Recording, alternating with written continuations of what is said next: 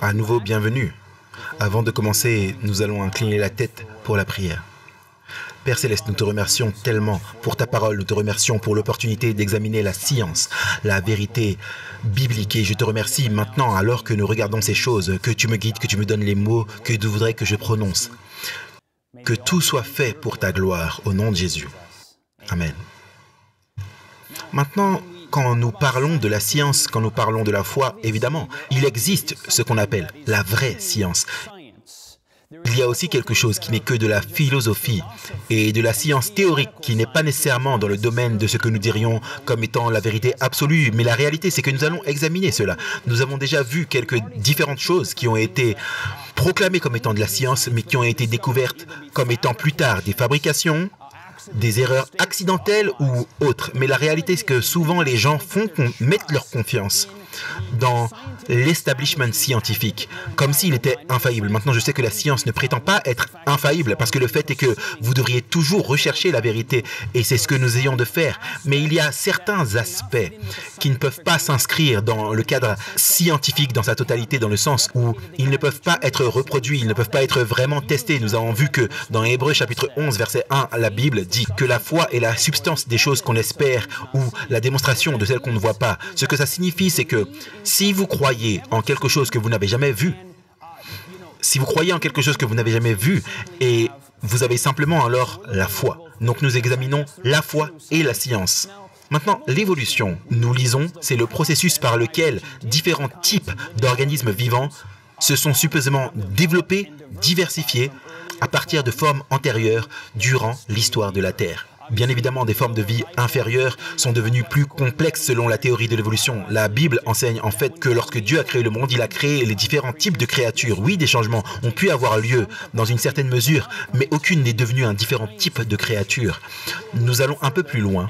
Et nous parlons de différents types d'évolution. Généralement, ce que les évolutionnistes font, c'est qu'ils commencent avec l'exemple de la micro-évolution, un petit changement au sein d'un type d'espèce ou un type d'animal, un très petit changement. Et ils disent, vous voyez, des changements minuscules peuvent se produire.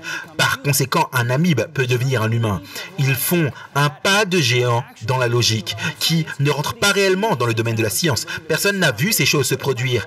Et donc, en fait, c'est basé sur la foi. Qu'est-ce que la micro-évolution ? La microévolution, c'est le changement évolutif au sein d'une espèce ou d'un petit groupe d'organismes, en particulier sur une courte période de temps.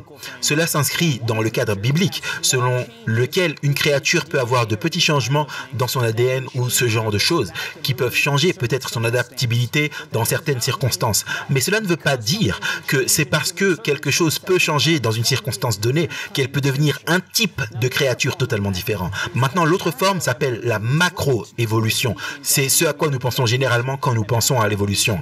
Et la macroévolution, c'est un changement évolutif majeur. Le terme s'applique principalement à l'évolution de groupes taxonomiques entiers sur de longues périodes de temps, ce qui signifie qu'une créature devient un type de créature totalement différent, comme un amibe qui devient lentement un poisson et sort lentement de l'eau et devient, que ce soit dans l'eau ou hors de l'eau, mais néanmoins finalement, le temps passe où il est devenu un être humain. Ce serait la macroévolution. Maintenant, le gradualisme, c'est l'hypothèse que l'évolution procède principalement par l'accumulation de changements graduels. Donc le gradualisme dit que c'est arrivé lentement, c'est la perspective de Darwin. Darwin croyait que l'évolution se déroulait lentement sur une longue période de temps et que c'était par de légères modifications successives, c'était ces mots, il dit que c'était par des légères modifications successives. En résumé, certains scientifiques modernes ont commencé à regarder à l'histoire du monde et ils ont dit il n'y a tout simplement pas assez de temps pour créer la diversité de la vie sur la planète Terre.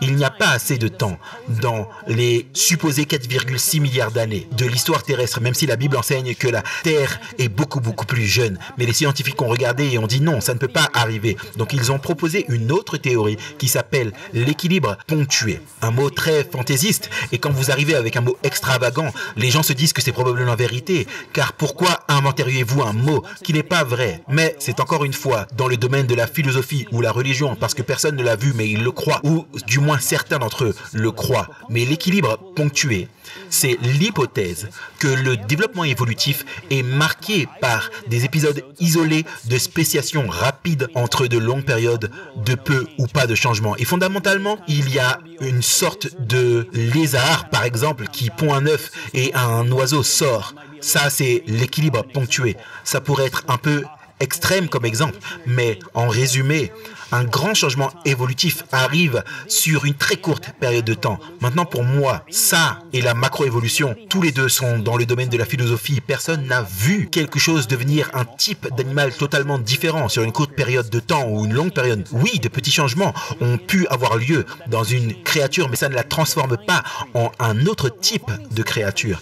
Donc, nous trouvons quelques définitions ici, et alors que nous continuons, regardons la définition de ce que serait le chaînon manquant. Le chaînon manquant, c'est la chose qui est nécessaire pour compléter une série et fournir une continuité ou un gain des connaissances complètes. Et numéro 2, c'est une forme hypothétique, regardez ce mot, un fossile hypothétique de n'importe quel intermédiaire entre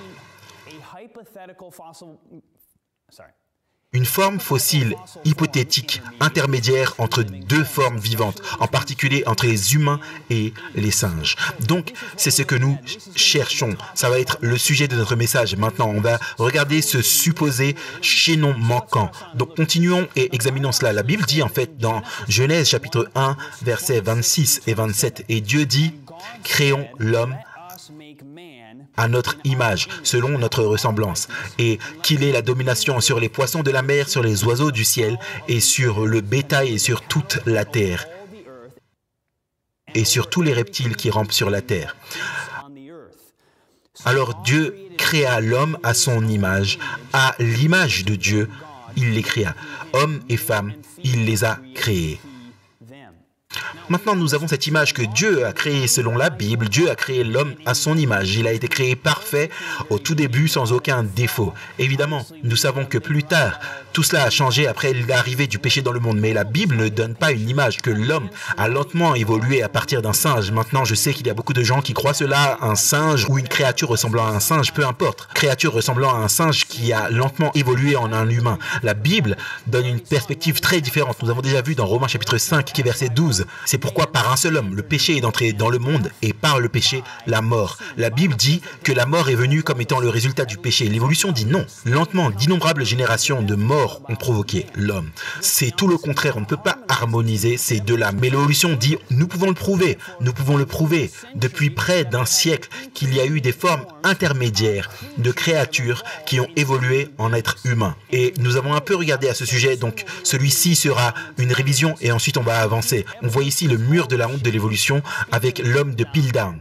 Maintenant, c'est l'homme de Piltdown ici, et pendant un certain temps, pendant environ 40 ans, cet homme était considéré comme étant en règle comme l'un des intermédiaires qui est devenu humain. Cet homme appelé l'homme de Piltdown. Maintenant, qu'est-ce qui a fini de se passer avec lui? C'est qu'en résumé, ils ont découvert, comme nous l'avons déjà vu, que ce n'était rien de plus que le grand canular de Piltdown. Ils ont découvert que cette mâchoire était celle d'un singe qui a été limée et qui a été mise sous une calotte crânienne humaine.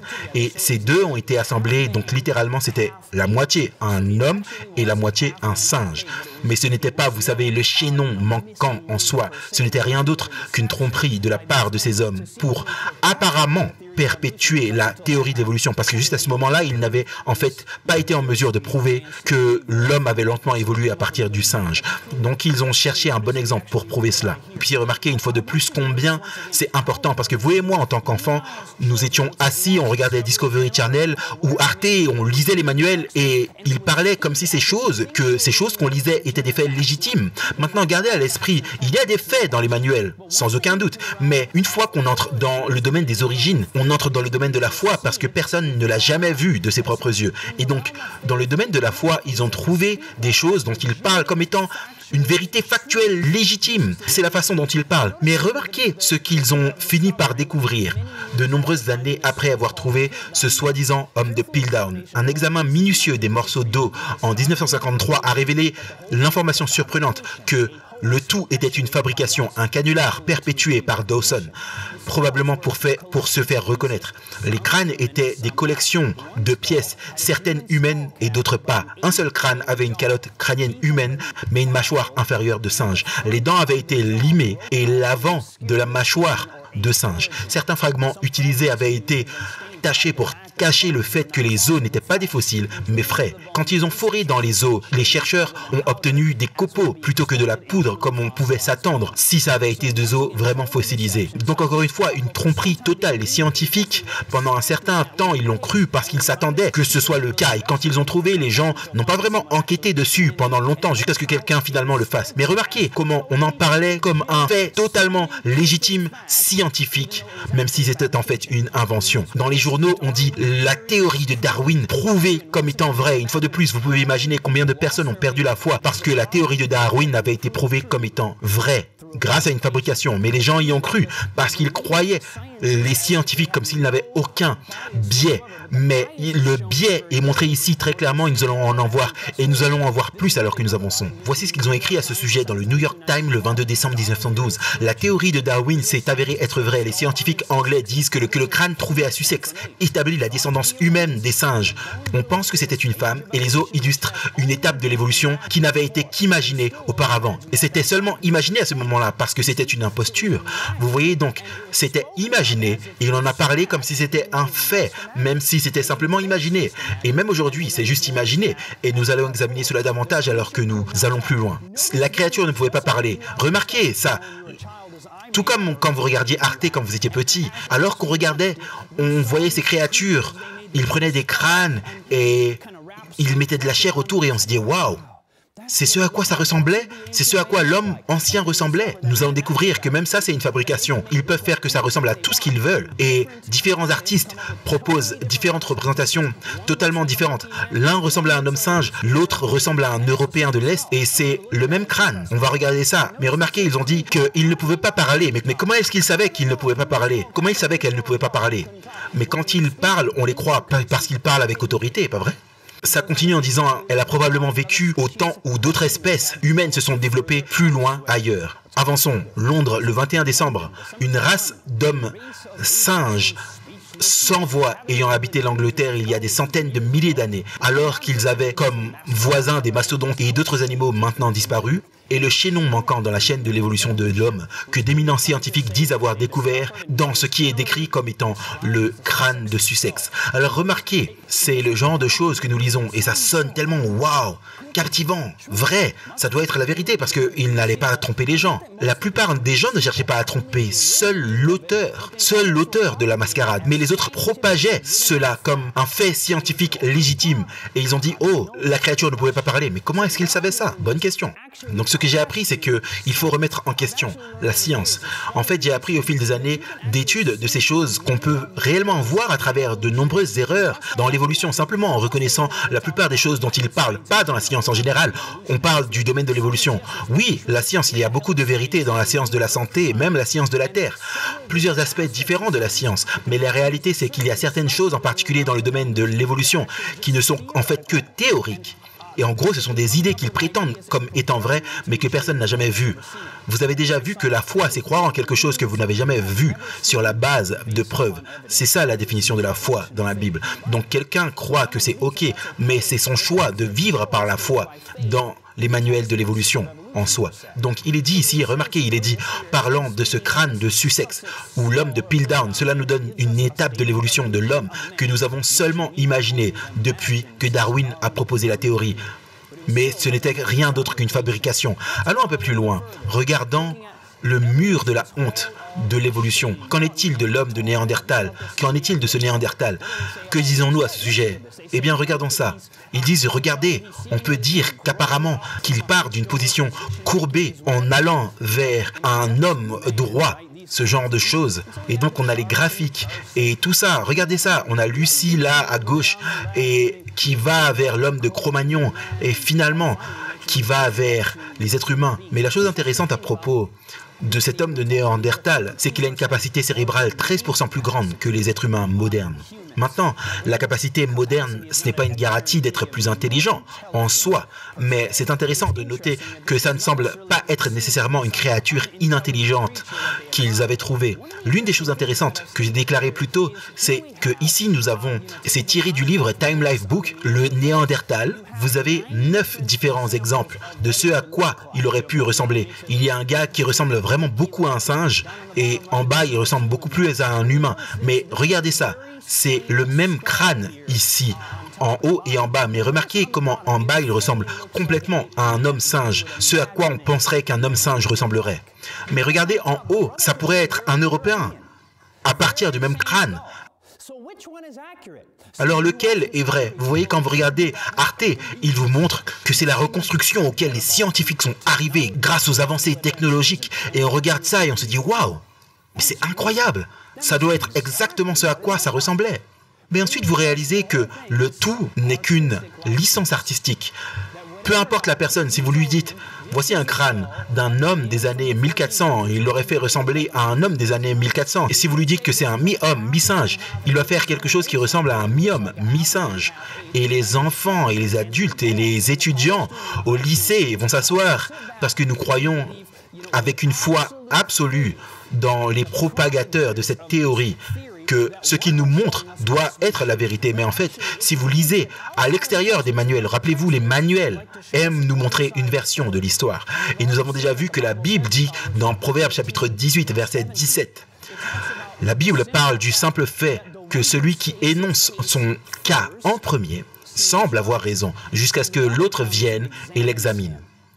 Celui qui déclare son cas en premier semble avoir raison jusqu'à ce que l'autre vienne et l'examine. Donc ils ont déclaré leur cas, ils nous ont montré ces choses en tant qu'enfants, nous avons grandi avec ce dogme et on nous l'a enseigné. Nous n'avons jamais eu la chance de voir l'autre côté de l'histoire. Mais en fait, cette image n'est pas aussi légitime que Arte nous le laisse penser ou que les manuels nous le laissent penser. Si on examine un peu plus loin, on découvre que n'importe quel artiste peut faire un crâne ressembler à tout ce qu'il veut. Et c'est juste un fait.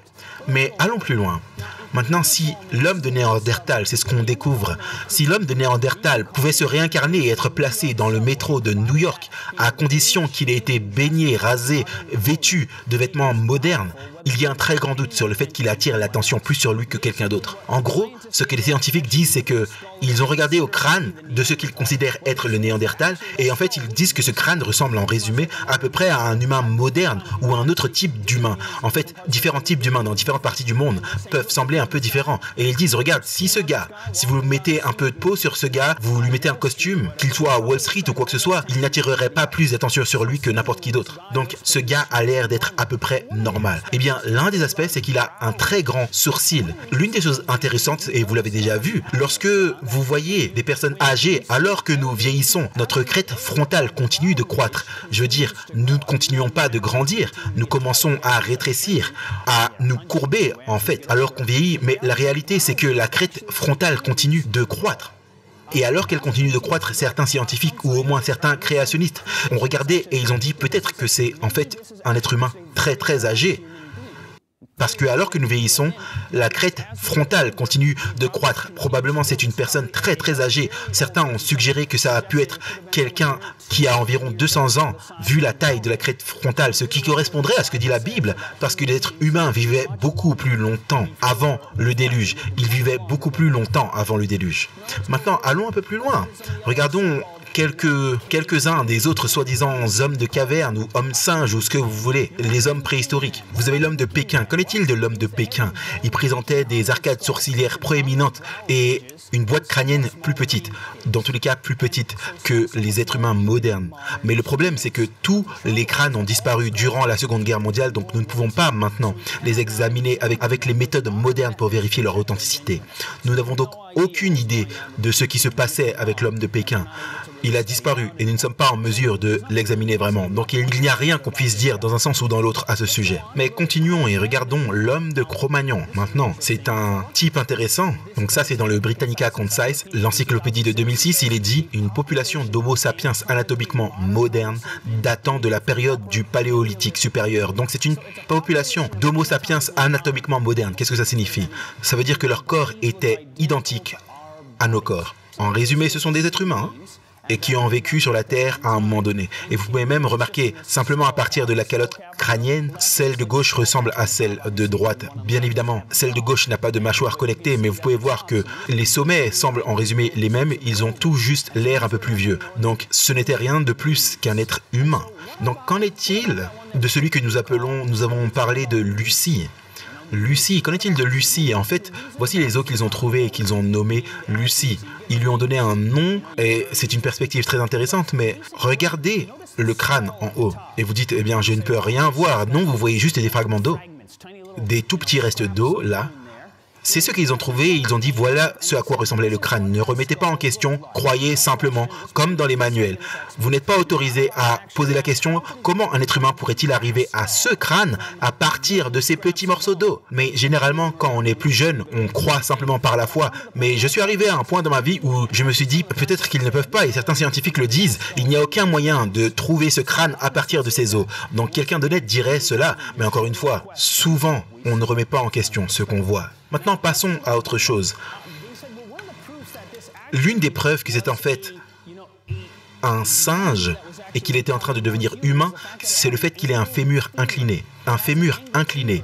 Eh bien, les singes grimpeurs ont également un fémur incliné. Ça ne prouve pas qu'ils sont en train de devenir des humains. Et donc, ils ont montré à nouveau, et vous voyez, le genou de Lucie était légèrement plus gros que le genou d'un singe. Eh bien, c'est vrai. Le genou de Lucie était légèrement plus gros que le genou d'un singe. Mais les genoux d'un Clydesdale sont légèrement plus gros que les genoux d'un cheval normal. Ça ne prouve pas que le Clydesdale est en train de devenir un type de créature totalement différent. Pas du tout. Oui, certaines créatures, certains êtres humains, certains groupes ont des structures osseuses légèrement plus grandes que d'autres, ça ne fait aucun doute. Quand les Asiatiques, quand ils déménageaient dans le monde occidental, leurs enfants grandissant avec un régime états-unien étaient plus grands que les Asiatiques qui étaient venus d'Asie. De la même manière, alors que le régime occidental fait son chemin vers l'Est, les gens devenaient plus grands. Ce n'est pas de l'évolution en soi. Vous voyez des changements au sein d'une espèce basée sur ce qu'ils mangent ou les circonstances autour d'elle. Les changements se produisent, ça ne fait aucun doute, mais ça ne prouve pas qu'une créature est en train de devenir un autre type d'être. Maintenant, à nouveau, de gros chevaux, de petits chevaux existent encore aujourd'hui. Donc on peut avoir une différenciation dans une espèce, mais ça ne prouve pas qu'elle peut devenir un nouveau type d'espèce. Maintenant, le zoo de Saint-Louis a Lucie exposée avec des mains humaines et des pieds humains. Évidemment, quand vous faites ce genre de statues, les créatures imaginaires comme ils aiment les faire dans les musées, c'est très convaincant parce que quand vous voyez quelque chose comme ça, vous dites « Waouh, ça doit être vrai !» Et donc on ne le remet pas en question parce qu'on a cette idée qu'il n'y a aucun biais parmi ces individus. On fait simplement confiance avec une foi implicite. Mais j'aimerais vous encourager, la réalité c'est qu'aucune main ou pied n'a été trouvée. On ne sait pas s'il y a une séparation des orteils comme on l'a chez les humains. On n'a pas de séparation entre les orteils. Ça veut dire que je ne peux pas grimper à un arbre avec mes pieds comme ça. Un singe peut s'agripper à des choses car il a une séparation des orteils. Mais quand on regarde en arrière, certaines des empreintes de pas anciennes qu'on voit, ils disent que ça fait partie des empreintes les plus anciennes. Je ne pense pas qu'elles soient aussi vieilles qu'ils disent qu'elles le soient. Je pense que la Terre est beaucoup plus jeune, mais c'est ce qu'ils disent. Ils disent que ce sont les empreintes les plus anciennes. Cette traînée d'empreintes, c'est apparemment peut-être 2 adultes et un enfant, a été trouvée conservée dans un lit de cendres volcaniques en Tanzanie. Ça prouve que les hominidés marchaient debout il y a environ 3,5 millions d'années. Ça ne prouve pas qu'ils marchaient il y a 3,5 millions d'années. Je ne crois pas que ce soit le cas du tout, mais peu importe. Voyons ce qu'on a découvert. Il est dit, les empreintes décrites sont remarquablement similaires à celles de l'homme moderne. La forme du pied est exactement la même que la nôtre. Les motifs de pression dans les empreintes ressemblent à celles des êtres humains, des empreintes humaines, tout comme les nôtres. Russell H. Tuttle de l'Université de Chicago a fait une étude approfondie des empreintes de l'Aetoli et il a également étudié les empreintes de plus de 70 personnes marchant habituellement pieds nus et a pu constater que les empreintes vieilles de 3,5 millions d'années ressemblaient à celles d'êtres humains modernes marchant habituellement pieds nus. Aucune de leurs caractéristiques ne suggère que les hominidés de l'Aetoli étaient des bipèdes moins capables que nous le sommes. Et il dit que si les empreintes de l'Aetoli n'étaient pas connues comme étant si anciennes, nous pourrions facilement conclure qu'elles ont été faites par un membre de notre propre genre Homo. Ce qu'ils disent en résumé, c'est que ces empreintes, vous ne pouvez pas faire la différence entre ces empreintes et si je marchais dans un endroit boueux et que mes empreintes étaient déposées, elles auraient exactement la même apparence. Or, le fait qu'ils croient que les rochers sont beaucoup plus vieux. Encore une fois, cela ne prouve rien. On va examiner la méthode de datation et découvrir certaines des grandes erreurs derrière les méthodes de datation et nous verrons que quand ils jettent ces dates des millions et des millions et des millions d'années, où il y a des milliards d'années, que ce n'est pas solide comme les scientifiques voudraient nous le faire croire. C'est basé sur certains faits et d'autres conjectures. Et à la fin, quand ils connaissent l'âge exact d'une chose, quand ils savent que c'est un fait, et quand ils choisissent les méthodes de datation, ils découvrent que ça ne s'harmonise pas. Et quand ils ne savent pas l'âge d'une chose, ils font confiance que ça s'harmonise. On va voir ça plus tard. Donc, quand ils ont pris ces empreintes, l'empreinte originale n'avait pas de séparation de pieds, mais comme vous pouvez le voir ici dans cette photo, lorsqu'ils l'ont mis dans le National Geographic, ils ont mis une séparation au niveau des orteils pour que ça ressemble plus à des singes. Et à nouveau, vous voyez cette femme singe portant son bébé dans ses bras alors qu'il se promène. Donc, avançons. Le mur de la honte de l'évolution. L'homme du Nebraska, c'est l'une de mes créatures anciennes homme-singe préférées. J'aime celle-ci. Ça s'est avéré en être une très marrante. Mais regardez avec moi ici. Ça, c'est l'homme du Nebraska. Et ici, regardez ça, regardez la photo, c'est magnifique. C'est un homme Hulk et probablement il aurait eu de très bons résultats sportifs. Mais regardez l'homme du Nebraska et sa femme. Regardez sa femme, comme elle est illustrée ici par le London News en 1922. Et il a un bâton là et ne dirait pas que sa femme ait évolué aussi bien que lui. Lui peut marcher, mais elle est toujours un peu courbée. On dirait qu'elle ne s'en est pas bien sortie. Je ne sais pas si dans leurs idées, les hommes évoluaient plus vite que les femmes. Je ne suis pas sûr. Je doute, mais remarquez ce qui est dit. Il est construit scientifiquement à partir de quoi? Une dent. Donc ils ont trouvé une dent et ils ont pu faire cet homme et sa femme à partir d'une dent. Est-ce que vous pensez que si quelqu'un extrait ma dent et l'envoie à Discovery Channel, il peut faire une créature et ma femme, à quoi je ressemble? Eh bien, probablement, il pourrait avoir une petite idée, mais ça n'aurait rien à voir avec la réalité, c'est un fait. Et donc, vous dites, mais Chad, ne leur fais-tu pas confiance? Et la réponse est non, je ne leur fais pas confiance, je ne fais pas confiance aux êtres humains. Quand ils proposent toutes sortes de théories fantaisistes, la chose intéressante cependant, c'est que plus tard, cet homme du Nebraska, cette image, ce qu'ils ont trouvé pour prouver que l'homme a évolué à partir des singes, et de créatures qui ressemblent à des singes, je devrais dire. Ce serait peut-être plus précis ou correct ou quoi que ce soit. Mais le point, c'est celui-ci. Ils sont venus avec ça et on a fini par découvrir que cette dent n'était pas la dent d'une créature ressemblant à un singe. Plus tard, ils ont découvert que cela n'était rien d'autre d'une dent d'un cochon éteint. C'était la dent d'un cochon qui avait disparu. Et donc ici, nous avons le vrai homme du Nebraska. Il ne ressemble en rien à ce à quoi ils imaginaient.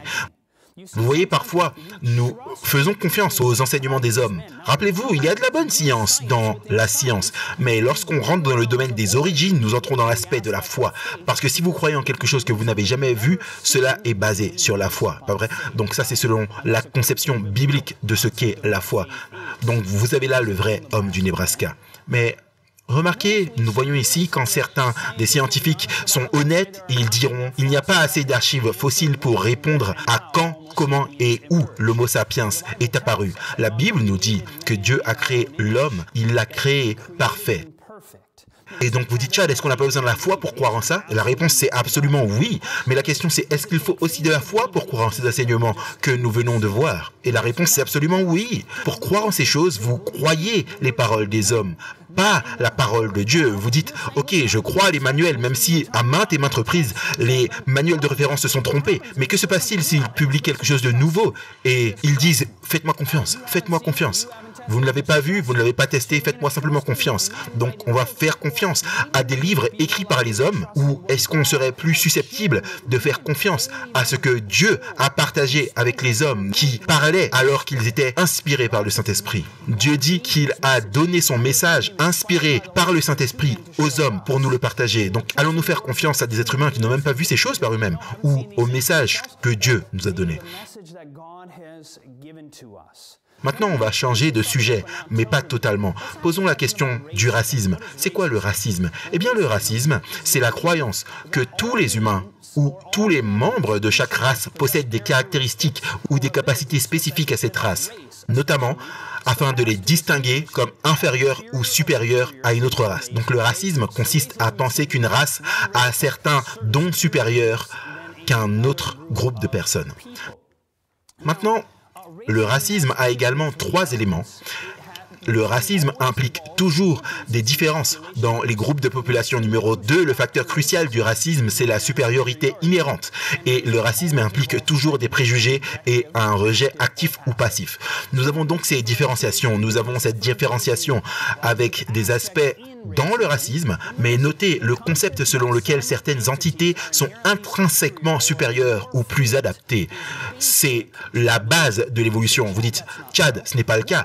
Eh bien, une des choses que je trouve intéressante quand il republie le livre original de Darwin sur l'origine des espèces, il n'aime pas vraiment le réimprimer, ils aiment retirer la partie qui serait un peu insultante et ils ne veulent pas que les gens sachent l'un des aspects de la théorie originale de l'évolution. Voici le titre réel du livre. C'est l'origine des espèces au moyen de la sélection naturelle ou la préservation des races favorisées dans la lutte pour la survie par Charles Darwin. Remarquez qu'il semble avoir un aspect de race dans le tout début de ce livre, l'origine des espèces. Il s'agissait de races favorisées dans la lutte pour la survie. C'est très intéressant. Maintenant, comme nous l'avons remarqué en parlant de cela, Darwin lui-même, il dit, je crois, en cette partie extrême de l'Amérique du Sud, l'homme existe dans un état inférieur que dans n'importe quelle autre partie du monde. Il dit, je n'aurais pas pu croire à quel point la différence entre l'homme sauvage et l'homme civilisé était plus grande qu'entre un animal sauvage et domestiqué, même si chez l'homme, il y a un plus grand pouvoir d'amélioration. C'est très intéressant.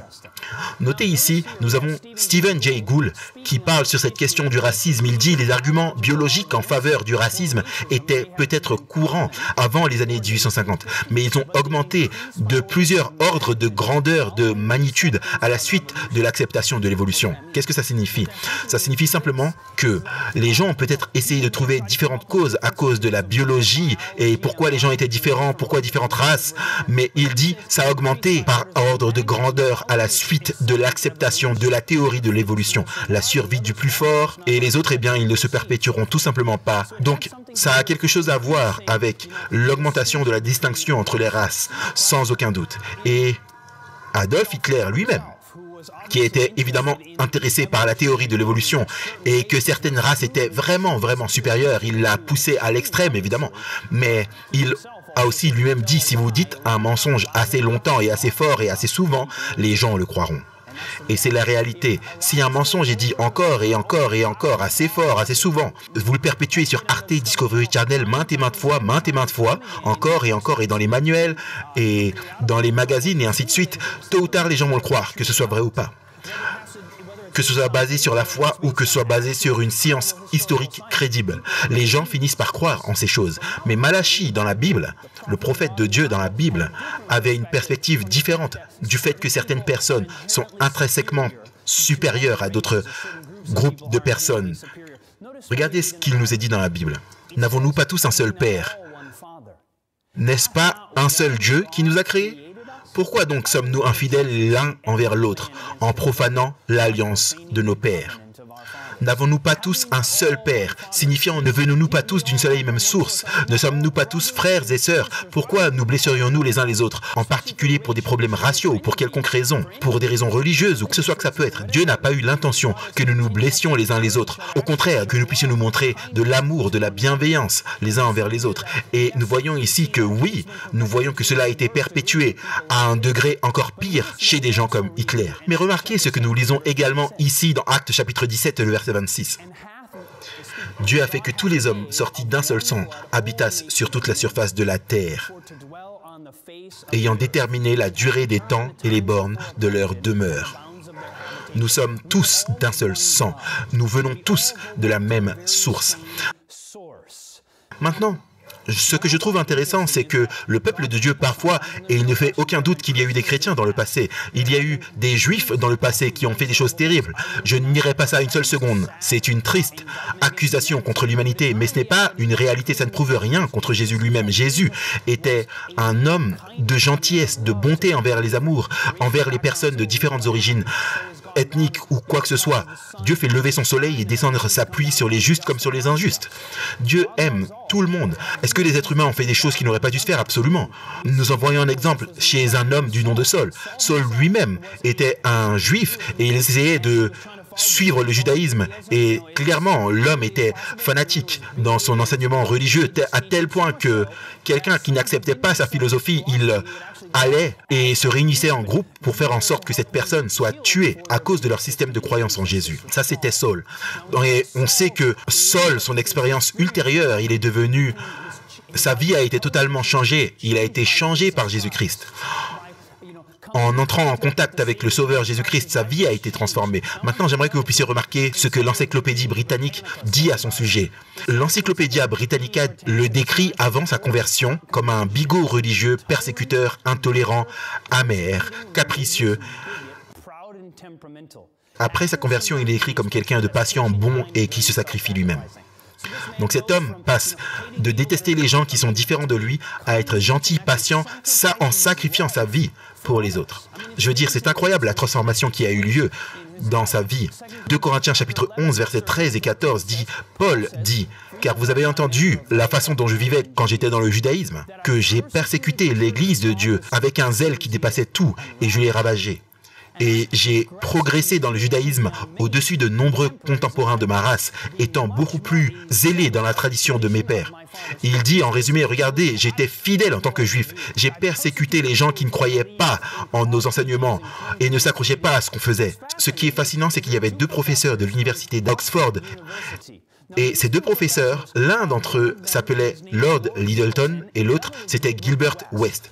Maintenant, ces hommes étaient sceptiques à Oxford et ils ont entrepris de prouver que la Bible était une erreur. Ils voulaient tous les deux étudier et prouver que la Bible était un livre de contes de fées inexact, mais ils le faisaient de manière stratégique. Ils n'essayaient pas simplement de le dire comme ça dans le vide, ils essayaient de l'étudier et de prouver eux-mêmes. Et donc, Lord Lyttelton lui-même a dit, j'ai entrepris de prouver que Paul, ou Saul plutôt, ne s'est jamais converti au christianisme. Il voulait prouver, parce que ce qui se passe, c'est que Saul, quand il est devenu chrétien, quand il a donné sa vie à Jésus, son nom a été plus tard changé en Paul, et il voulait prouver que cela ne s'est jamais produit, que c'était une imposture, ce n'était tout simplement pas vrai. Et Gilbert West lui-même a entrepris de prouver la tromperie de la résurrection. C'est ce qu'ils ont fait, ils ont entrepris de prouver que la Bible était une erreur sur ce point. Et alors qu'ils ont entrepris de prouver ces choses, la chose fascinante c'est qu'ils l'étudiaient par eux-mêmes et ils sont tous les deux arrivés à la conclusion opposée. En réalité, Lord Lyttelton a dit, vous savez quoi, Paul a existé. Quand vous étudiez l'histoire, quand vous examinez ces choses, Paul s'est converti au christianisme. Lorsque vous examinez, il dit, il n'y a aucun doute là-dessus. Lorsque vous étudiez les faits, il semble être un fait que Jésus soit ressuscité de la tombe, qu'il est mort et qu'il soit ressuscité de la tombe. Alors qu'ils étudiaient ces choses, et nous lisons, Lord Lyttelton lui-même dit ceci, la conversion et l'apostolat de Saint Paul, seul, dûment considéré, était en soi une démonstration suffisante pour prouver que le christianisme est une révélation divine. Lord Lyttelton, alors qu'il cherchait à détruire la validité des Écritures, en est arrivé à la conclusion, il dit, le changement qui a eu lieu dans son esprit chez cet homme, dans la vie de Paul, alors qu'il était tellement transformé en étant d'un bigot religieux, probablement même raciste, toutes ces choses, il était tellement changé qu'il est passé d'un homme qui persécutait les gens jusqu'à la mort à un homme en fait qui a donné sa propre vie tout entière et il a été tué lui-même pour la foi en un homme qu'il a autrefois persécuté. Au moins il a persécuté ses disciples. Cet homme était tellement transformé que sa vie a été changée et quelqu'un comme Lord Lyttelton a dit quand vous comprenez et regardez et étudiez sa vie, ce fait, l'apostolat de Saint Paul, sa conversion dûment comprise était en soi une démonstration suffisante pour prouver que le christianisme est une révélation divine. Nous regardons aux apôtres. Pensez à ça une minute. Certaines personnes disent parfois, vous savez quoi, quand on regarde à la Bible, vous pensez à ces différentes personnes, Pierre, André, les apôtres et ainsi de suite. Les 11, évidemment, Judas s'est pendu, il s'est tué de sa propre main. Mais quand vous regardez les 11, les gens, en fait, ont dit, Jésus n'est pas vraiment sorti du tombeau. Vous savez, peut-être que les disciples ont volé son corps. Ou peut-être que les Romains ont arraché son corps du tombeau. Donc oui, il y avait un tombeau vide, je veux dire, c'est logique. Les Juifs n'ont pas nié qu'il soit mort. Les Juifs savaient qu'il a vécu. Il n'y a aucun doute.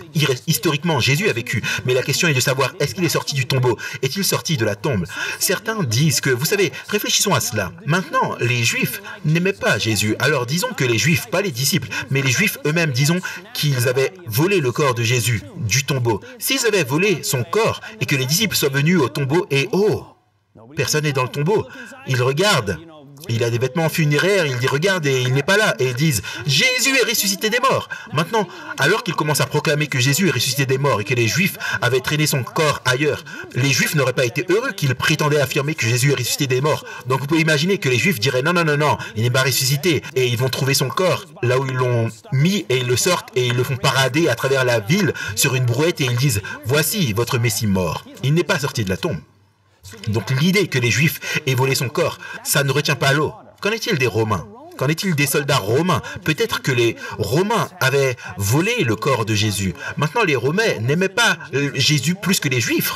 Probablement, je veux dire, les Romains étaient ceux, légitimement, physiquement, l'ont mis à mort. Les Romains l'ont fait. Donc imaginez si, une fois de plus, les disciples viennent au tombeau et il n'est pas là. Jésus est ressuscité. Ils le proclament à tout le monde. Et bien, les Romains pourraient traîner son cadavre mort, comme les Juifs auraient pu le faire rouler dans les rues sur une brouette et dire voici votre Messie mort. Le gars est mort. N'agissez pas comme s'il était toujours vivant. Mais il y a une troisième option. D'autres disent et si le disciple avait volé son corps? Ça, c'est la seule option valable. Mais pensez à cela. Beaucoup de gens disent mais j'aimerais que vous puissiez réfléchir à ça une minute. S'ils ont volé le corps, cela signifie que les disciples savaient qu'ils mentaient quand ils ont dit qu'il est ressuscité des morts. Maintenant, laissez-moi vous poser une question. Beaucoup de gens sont prêts à mourir pour ce qu'ils croient être vrai, à se sacrifier. D'autres personnes essaieront d'améliorer leur vie actuelle en essayant peut-être de mentir pour arriver à une meilleure position. Mais j'aimerais que vous puissiez réfléchir à ça une minute. Si les disciples ont menti, ils savaient que Jésus n'était pas réellement ressuscité d'entre les morts, ils auraient su. Voudriez-vous sacrifier votre vie tout entière? Regardez ce qui est arrivé aux disciples. S'ils savaient que ce n'était pas la vérité, Pierre a été crucifié pour quelque chose qu'il savait être un mensonge. André a été crucifié pour quelque chose qu'il savait. Imaginez rester ferme jusqu'à la fin et dire non, je crois qu'il est mort et se faire crucifier pour un mensonge. Soyons sérieux. Combien? Peut-être une ou deux personnes, mais chacun des disciples vivants, excepté un, tous ont été presque persécutés à mort pour ça. Matthieu a été tué par l'épée. Jean est le seul des 11 qui soit mort de cause naturelle, mais il a été mis dans une cuve d'huile bouillante. Il a été tourmenté pour sa voix, pour quelque chose qu'il savait être vrai, pas pour quelque chose qu'il savait être un mensonge. Quoi sacrifierait-il leur existence? Abandonnerait-il tout le luxe financier de ce monde? Ils étaient persuadés de la totalité de ce en quoi ils croyaient. Quelqu'un certainement pourrait mourir pour un mensonge, oui, mais pas pour un mensonge qu'ils savent être la vérité. Ces hommes croyaient de tout leur cœur au Sauveur Jésus-Christ. Jacques, le fils d'Alphée, a été crucifié. Philippe a été crucifié et ainsi Simon également. Thaddée a été tué par des flèches. Jacques, le frère de Jésus, a été lapidé. Thomas a été tué par un coup de lance. Bartholomée a été crucifié et Jacques, le fils de Zébédée, a été tué par l'épée. Ces hommes, la seule option, c'est qu'ils savaient que Jésus n'était pas mort. Et le fait, c'est pourquoi est-ce qu'ils étaient tous prêts à mourir? Pour une fois qu'ils savaient qu'il n'était pas vrai. Le fait est qu'ils avaient vu le Seigneur ressuscité. Ils ne seraient pas morts tous pour un mensonge, mais ils étaient fidèles à quelque chose qu'ils savaient être la vérité. Paul lui-même était entré en contact avec le Christ ressuscité. Sa vie avait été transformée. Sa vie a été changée par Jésus lui-même. Et Thomas, qui autrefois avait été un sceptique, Thomas lui-même est passé d'être un sceptique à être tellement transformé qu'il est parti. Autrefois c'était un sceptique de la résurrection de Jésus, mais après être entré en contact avec le Jésus ressuscité, il était tellement changé, il était tellement transformé qu'il est parti en Inde et qu'il a été tué par un coup de lance pour son Sauveur Jésus-Christ. Mes amis, Jésus-Christ est mort sur la croix. Il n'est pas seulement mort, beaucoup de Juifs sont morts sur la croix. Beaucoup de gens sont morts, beaucoup de Romains, beaucoup d'autres sont morts sur une croix. Mais Jésus lui-même n'avait commis aucun péché. Et il a vraiment pris tous nos péchés sur la croix. Et il nous offre la vie éternelle à la place de notre vie pécheresse.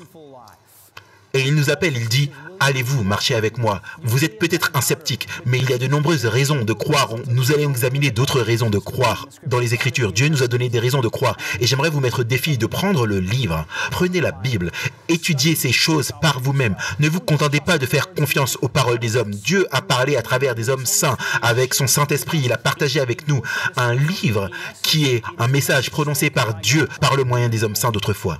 Et j'aimerais vous mettre au défi de prendre le livre. Lisez-le pour vous-même. Et terminons par la prière. Père Céleste, nous te remercions tellement de nous avoir donné un livre qui transforme nos vies. Oui, nous voyons à maintes reprises beaucoup de choses dont on a parlé dans l'histoire, dans la science, ont été tout simplement malhonnêtes. Certaines ont été des erreurs accidentelles.